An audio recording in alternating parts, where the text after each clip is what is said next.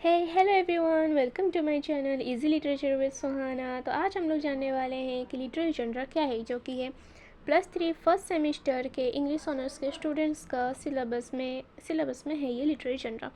तो आज हम लोग जानेंगे कि ये लिटरेरी जनरा क्या है और ये कैसे हम इसे समझ के, तो इस वीडियो में हम समझने वाले हैं कि लिटरेरी जनरा क्या है। अब जब इसे समझोगे आप, तभी तो बढ़िया से एग्ज़ाम में प्रेजेंट कर पाओगे, तभी तो अच्छा मार्क्स स्कोर कर पाओगे ना। तो इसी के साथ, इसी इंटरेस्ट के साथ पूरे वीडियो में बने रहना, एंड तक ज़रूर देखना।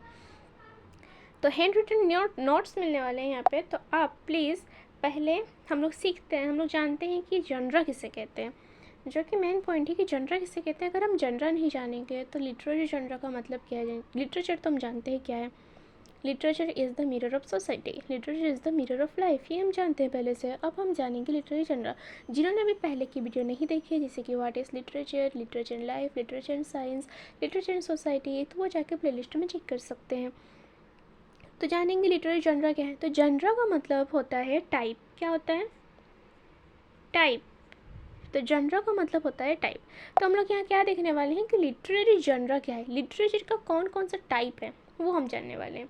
तो पहले थोड़ा डेफिनेशन देख लेते हैं, थोड़ा सा पॉइंट वाइज, तो हेल्पफुल होगा। चलो, literary genre is a category of writing characterized by similarities in form, styles or content. Understanding genres is crucial for appreciate the nuance of different work. तो जनरा जानना बहुत ही ज़्यादा ज़रूरी है, क्योंककि हम जब जनरा नहीं जानेंगे तो हम कैसे जानेंगे कि क्या लिटरेचर का ये कौन सा टाइप है। जैसे कि बहुत सारे टाइप होते हैं, पोएट्री, प्रोस, नॉवेल, ये सब होते हैं जनरा के टाइप। तो पहले तो हमें जनरल, अगर आप पोएम पढ़ रहे हैं और आपको नहीं पता है कि ये पोएम है, तो आप जानोगे कि ये पोएम है, आपको लगेगा क्या है, लिटरेचर है ये। आप तो नहीं जान सकते ना कि प्रोज पढ़ रहे हैं, कौन सा प्रोज है आपको नहीं पता।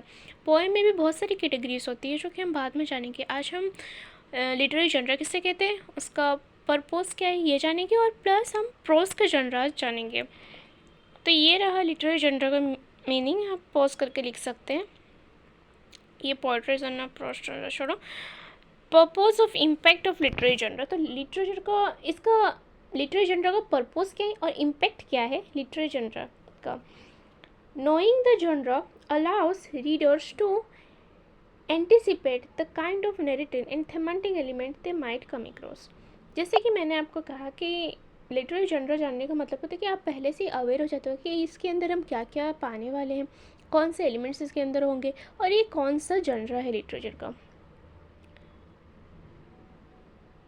By the categories of works into genres, critics, scholars, and readers can communicate more effectively about specific characteristics and themes.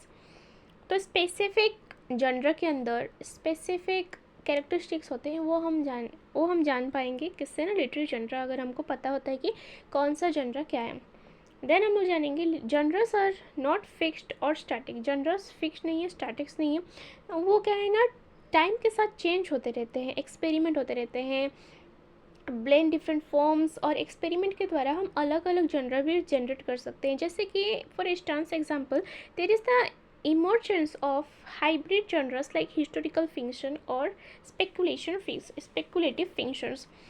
तो हाइब्रिड जनरा पता है, दोनों को मिक्स करके जो बनता है जनरा, वैसे ही तो वो सब इनोवेशन हुआ है। Then genres often reflect the values and concerns of the time in which they are written. Genres क्या करती है ना, हमें बताती है कि कौन से टाइम में कौन सा जनरा ज़्यादा पॉपुलर था, उस टाइम में क्या लिखा हुआ है, उस टाइम के कैरेक्टरिस्टिक्स को हमें बताता है, जैसे हमने लिटरेचर एंड सोसाइटी में पढ़ा था। For example, Gothic novels, fictions with its dark and mysterious themes emerged during the 18th century, reflect the societal anxieties about the supernatural and unknown. तो गॉथिक नॉवेल जो होते हैं ना, वो भूतों वाले होते हैं, डरावने वाले, हॉरर टाइप के। हॉरर मूवी देखा है आपने, वैसे ही टाइप के गॉथिक नॉवेल्स होते हैं, जो कि हमें बताता है ये 18th सेंचुरी में ये इमर्ज हुआ था। तो हमें क्या बताता है कि 18th सेंचुरी में जो सुपर नेचुरल के ऊपर जो बिलीफ था उनका, वो हमें दिखाता है। Genres are flexible and can overlap with many works fitting into multiple categories. For example, The Handmaid's Tale by Margaret Atwood is both a dystopian and feminist critic, blending elements of speculative fiction with social commentary. तो एक example है, example के तौर पे आप लिख सकते हैं. नेक्स्ट चलते हैं हम प्रोज फिक्शन. प्रोज फिक्शन हम आज जानने वाले हैं. तो पहले हमें जानना पड़ेगा कि प्रोज हम किससे कहते हैं, कौन से राइटिंग को हम प्रोज कहेंगे. तो प्रोज जानने का, प्रोज का हम लोग पहले डेफिनेशन देख लेते हैं कि प्रोज हम किसे कहते हैं.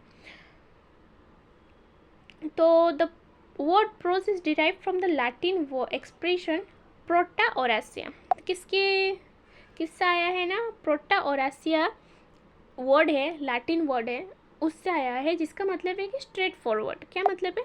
स्ट्रेट फॉरवर्ड और direct speech. Okay, in simple words prose is a natural flow of unrhythmic speech and writing. क्योंकि हम लोग पोएम में देखते हैं कि रिदम होता है, उसके अंदर स्टांजास होते हैं, लेकिन प्रोज के अंदर हम स्टांजा नहीं पाएंगे. Prose is a type of writing that follows grammatical rules, जो ग्रामेटिकल रूल्स को फॉलो करते हैं, और राइम स्कीम और मीटर उसके अंदर नहीं होता. तो फीचर्स क्या है, प्रोज का फीचर्स क्या है ना? डजंट फॉलो मीटर और rhyming pattern, follows grammatical structure follow करता है, और रिदम पैटर्न ये सब नहीं होता है. Can be arrange into sentence and paragraph, क्योंकि प्रोज तो पैराग्राफ और सेंटेंस में ही लिखा जाता है. अब हम देखेंगे टाइप्स ऑफ प्रोज और genres of prose. Prose is divided in 2 parts, fiction prose and non fiction prose. कितने भाग में विभक्त है? 2 भाग. Subgenres of fictional prose and novella, short story. Subgenres of non-fictional prose are essay, biography, autobiography. तो ये रहा जनरा. ये डायग्राम मैंने बनाया हुआ है, आप इसे बना लो, एग्जाम में प्रेजेंट करोगे तो बहुत अच्छा इंप्रेशन आपका बनेगा और मार्क भी बहुत अच्छे आएंगे. देन चलते हैं फिक्शनल प्रोज. पहले किसे कहते हैं, क्योंकि हमारा प्रोज कितने भाग में डिवाइड हुआ था? 2 भाग में डिवाइड हुआ था, जो कि fictional prose and non fictional prose. तो फिक्शनल प्रोज हम पहले किसे कहते हैं वो जानते हैं. तो फिक्शन का मतलब होता है कि जो कि इमेजिनेशन के इससे बना हो, क्रिएटेड फ्रॉम इमेजिनेशन के द्वारा बने हुए वर्क को हम फिक्शनल प्रोज कहते हैं. Is creative and imaginary writing that is written in sentence and paragraphs. तो इसका क्या क्या है? Novel, novellas and short stories है इसके सब जनरस. तो नॉवेल किसे कहते हैं वो जानते हैं पहले. The word novel is derived from the Latin word novella which means new और शॉर्ट स्टोरी. ये एग्जाम में क्वेश्चन आता है कि नॉवेल कौन वर्ड से आया था, उसका मीनिंग क्या है, और 2 मार्क्स में तो पूछ ही सकते हैं, क्योंकि पैटर्न के हिसाब से 2 मार्क्स, 5 मार्क और 8 मार्क पे आपका क्वेश्चन आएगा, तो उसकी वाइज आपको आंसर देना पड़ेगा. तो ये 2 मार्क्स में आता है कि नॉवेल हम किसे कहते हैं. तो आप इसे, इस छोटे लाइन को, इस थोड़े से पैराग्राफ को आप लिख सकते हैं. आप नोट बना के रखोगे इसे, तो लिख लोगे तो एग्जाम में बहुत हेल्पफुल होंगे. Hence, a novel is a long and complex narrative work of fiction that tells about realistic characters and events and explore human experience. तो नॉवेल क्या है ना? ये एक नॉवेल है long and complex narrative work. ये क्या है ना? लॉन्ग और कॉम्प्लेक्स है. Fiction that tell about realistic characters. Novel का मतलब है कि ये रियलिस्टिक कैरेक्टर के ऊपर बात तो करता है, लेकिन जो इवेंट्स एक्सप्लोर्स होते हैं, ह्यूमन एक्सपीरियंस, वो इमेजिनरी होता है, और कैरेक्टर्स जो होते हैं वो रियलिस्टिक होते हैं. तो सम इम्पोर्टेंट नॉवेल के भी टाइप्स है, इंपॉर्टेंट टाइप्स है, तो वो आपको जानना ज़रूरी है. जैसे कि realistic novel, such novels are based on social phenomenon, events and characters are based on our society what we meet in our daily life. तो कुछ नॉवेल्स होते हैं जो कि रियलिस्टिक लाइफ के ऊपर बेस होते हैं, डे टू डे लाइफ के इवेंट के साथ बेस्ड होते हैं, उससे हम कहते हैं रियलिस्टिक नॉवेल. समझ आई? इसका एग्जाम्पल आप देख सकते हैं, रॉबिन्सन क्रॉस, डैनियल डेफो, और है to kill a mockingbird by Harper Lee. तो ये सब इसके एग्जाम्पल है. देन हम बात करते हैं पिकार्स्क्यू नॉवेल. तो पिकार्स्क्यू इज अ वर्ड है ना, वो डिराइव कहाँ से हुआ है ना? Picaro means rogue and rascal, therefore picaresque novel is a life story of a rogue और पिकारो मीन्स एक बदमाश के ऊपर पिकार्स्क्यू नॉवेल बेस्ड होता है. जैसे कि यहाँ पे एग्जाम्पल दिया गया, Tom Jones Henry Fielding, by Henry Fielding का लिखा है. उसका हिस्टोरिकल नॉवेल हम देखेंगे. Such novels are based. Historical novels का मीनिंग होता है कि जो नॉवेल ना हिस्ट्री के ऊपर बेस्ड होते हैं, हिस्टोरिकल इवेंट के ऊपर बेस्ड होते हैं, उसे हम हिस्टोरिकल नॉवेल कहते हैं। जैसे कि यहाँ पे दिया गया है tale of two cities Charles Dickens और war and peace by Leo Tolstoy. ये दो इसके एग्जाम्पल है। अब चलते हैं नेक्स्ट नॉवेल, एपिस्टोलरी नॉवेल। ये इंपॉर्टेंट पार्ट है, आपको इससे याद करना पड़ेगा, इंपॉर्टेंट है, आता है एग्जाम में। तो epistolary comes from the Latin and Greek word epistle which means letter, तो इसका मतलब ये कौन से वर्ड से आया है, लैटिन एंड ग्रीक वर्ड जो कि एपिस्ले, उसका मतलब होता है लेटर। तो लेटर फॉर्म में जो नॉवेल लिखा गया है उसे हम एपिस्टोलरी नॉवेल्स कहते हैं, जैसे कि पोमेला बाय सैमुअल रिचर्डसन। उसके बाद हम चलते हैं गॉथिक नॉवेल। जो मैंने बताया था, gothic novel are combination of horror and romance. तो हॉरर एंड रोमांस का कॉम्बिनेशन को हम कहते हैं gothic novel. It's a setting is prepare in old castle gloomy dark room. तो ये सब डराने के लिए, थोड़ा सा डरावना बनाने के लिए किया जाता है। तो इसका एग्जाम्पल हम देखते हैं, क्या क्या एग्जाम्पल है। The castle of Otranto, Horace Walpole, then Wuthering Heights by Emily Dickinson. चलो, उसके बाद आता है नोबेला। नॉवेल का पार्ट तो गया हमारा, ये फिक्शनल का चला है, नॉन फिक्शनल का नहीं आया है, फिक्शनल चला है। उसके बाद आता है नॉवेला। तो novella works are written in fictional narrative prose, normally longer than a short story. तो नॉवेल जो होता है वो नॉवेल, उसके बाद आता है नॉवेला। नॉवेला किससे, नॉवेल होता है सबसे बड़ा, उससे जो कम इसमें आता है वो है नॉवेला। नॉवेला किससे, शॉर्ट स्टोरी से बड़ा होता है, वो नॉवेल से छोटा होता है, कम लेंथ में होता है। It generally falls between 20,000 words to 14,000 words, around 100 pages. 100 pages के अंदर जो लिखा जाता है उसे हम नॉवेला कहते हैं। उसका क्या है एग्जाम्पल देख लेते हैं। Heart of Darkness by Joseph Conrad, the Old Man and Sea, Ernest, क्या लिखा है, हेमिंगली। उसके बाद आते हैं शॉर्ट स्टोरी।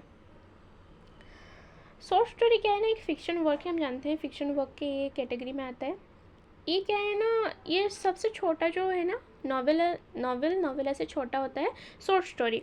और ये कितने वर्ड के अराउंड लिखा जाता है, 3,001 to 7,000 वर्ड्स के अंदर ये लिखा जाता है। 10 to 15 पेजेस में लिखा जाता है। इसका एग्जांपल है द बैट, जो कि आपके सिलेबस में है, the Bet by Anton Chekhov. आप कोई भी एग्जांपल ले सकते हैं, मैंने ये वाला एग्जांपल लिया है। उसके बाद चलते हैं जो है दूसरी कैटेगरी प्रोस की, वो है नॉन फिक्शनल प्रोस। तो फिक्शनल प्रोस तो हमने जाना कि वो इमेजिनेशन के ऊपर बेस होता है। तो नॉन फिक्शनल प्रोस है वो रियल पीपल, प्लेस और ऑब्जेक्ट के ऊपर बेस होता है, रियलिटी के ऊपर बेस होता है। जैसे कि ऐसे बायोग्राफी एंड ऑटोबायोग्राफी। ऐसे क्या है ना, essay is a written piece of work that analyse और डिस्क्राइब्स अ पार्टिकुलर टॉपिक। तो ऐसे हम लिखते हैं ना, स्कूल में जो हमारा ऐसे होता था, क्वेश्चन पेपर में, एग्जाम में ऐसे आता था, वो एक पार्टिकुलर टॉपिक के ऊपर आता था, उसके ऊपर हमें निबंध लिखना पड़ता था, ऐसे को निबंध ही कहते हैं। तो ऐसे traditionally include and introductory paragraph रहता है, बॉडी रहता है, उसके बाद कंक्लूजन पार्ट रहता है। तो ऐसे वर्ड जो है ना, वो कहाँ से आया है, कम फ्रॉम फ्रेंच वर्ड। कहाँ से आया है, French word essayer which means to try और अटेम्प्ट। समझ में? In turn comes of the Latin word, एक जो है ना ईजियर, वो एक लैटिन वर्ड से आया है, एग्जाजियर, विच मीन्स, उसका क्या मतलब है, टू वे। उसके बाद विंटर सीजन, इसका एग्जाम्पल क्या है, विंटर सीजन माय फादर। आप कोई भी एग्जाम्पल लिख सकते हैं, ऐसे तो हमने बहुत सारे टॉपिक के ऊपर लिखा है, आप कोई भी एग्जाम्पल लिख सकते हैं। देन आया हमारा बायोग्राफी। बायोग्राफी तो आपको पता है कि simply an account of someone life written by another person. जैसे कि महात्मा गांधी के बारे में किसी ने लिखा, उसको हम कहेंगे उनका बायोग्राफी, महात्मा गांधी का बायोग्राफी उन्होंने लिखा है, इसे बायोग्राफी कहेंगे। तो डेफिनेशन ये सपोज करके आप लिख लीजिएगा। A biography can be short in the case of few sentence biography and it can be long, to fill an entire book. तो एक एग्जाम्पल मैंने लिया है, the life of Samuel Johnson by James Boswell, आप ये लिख सकते हैं। देन आता है ऑटोबायोग्राफी। ऑटोबायोग्राफी क्या है, ऑटोबायोग्राफी अगर एक पर्सन खुद की लाइफ के बारे में अगर लिखता है तो उसे हम ऑटोबायोग्राफी कहते हैं। जैसे कि यहाँ पे फॉर्मल वर्ड में लिखा गया, the biography of a person narrated by the person is usually written account of person's life in their own words is called autobiography. Example है my greatest Olympic prize on examination, +2 में पढ़ा होगा आपने, on examination. उसके बाद माई greatest Olympic price, ये सब close to, तो आपको ये सब आता होगा, जानते हैं। आप कुछ भी एग्जाम्पल लिख सकते हैं, जो भी आपके दिमाग में उस टाइम एग्ज़ाम के टाइम आए ना, वो आप लिख सकते हैं। बस वो उस कैटेगरी के अंदर आना चाहिए। आई होप कि आप सबको मेरा आज का ये बढ़िया सा टॉपिक समझ आया होगा, लेसन। तो अगर आपको ये हेल्पफुल लगा हो वीडियो, तो don't forget to like my channel, like this video and subscribe my channel for more videos. अगर आपने पिछले की वीडियोज़ नहीं देखी है तो प्लीज़ जाके चेक कर लीजिए, देखिए, आपके लिए बहुत हेल्पफुल होगा, क्योंकि हैंड रिटन नोट्स है, आपको इतनी बढ़िया, इतनी ईजी हैंड रिटन नोट्स कहीं नहीं मिलेगी। Thank you for watching this video. Please please please please please subscribe my channel.